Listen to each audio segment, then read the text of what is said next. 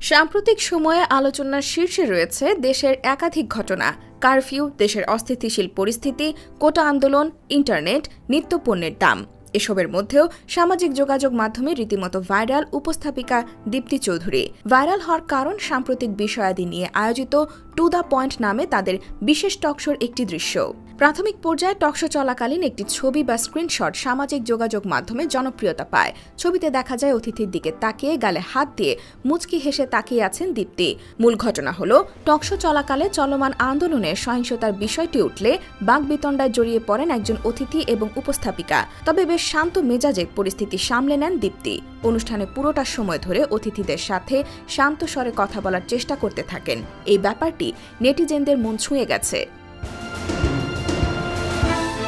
তিনি বলেন, আমি সঞ্চালকের চেয়ারে যখন বসি তখন অতিথিকে সম্মান করে জনগণ ও দর্শক যে জিনিসগুলো জানতে চায় সেই প্রশ্নই করার চেষ্টা করি। সেদিনও তাই করেছি। এটাই হয়তো মানুষ ভালোভাবে নিয়েছে, সবাই প্রশংসা করছে, তবে আমি খুব মহান কিছু করিনি।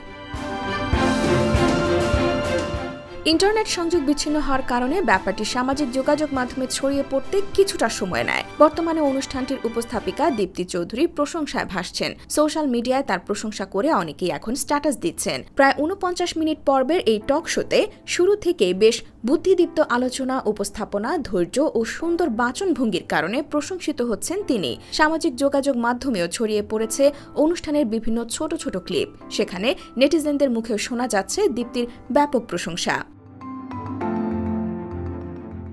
দীপ্তি চৌধুরী বর্তমানে জগন্নাথ বিশ্ববিদ্যালয়ের নৃবিজ্ঞান বিভাগের ২য় বর্ষে অধ্যয়নরত।